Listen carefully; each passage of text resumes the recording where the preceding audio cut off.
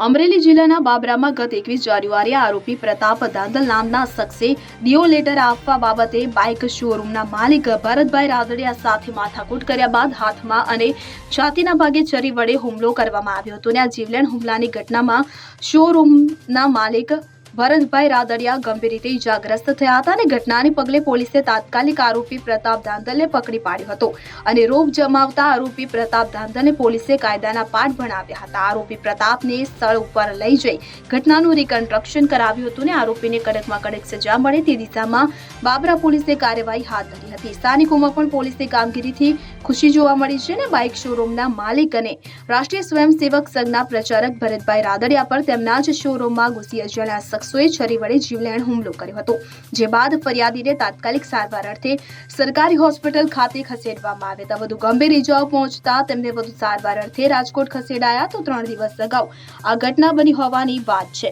ઘટનાની જાણ થતાં જ બાબરા પોલીસનો કાફલો ઘટના સ્થળે અને હોસ્પિટલ ખાતે પહોંચ્યો હતો। મેહુલ ત્રિવેદી સાથે CN24 ન્યૂઝ અમરેલી।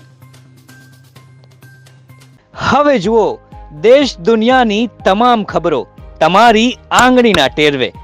ઉઠાવો મોબાઈલ અને ગૂગલ પ્લે સ્ટોર પરથી ડાઉનલોડ કરો અમારી CN24 ન્યૂઝ મોબાઈલ એપ।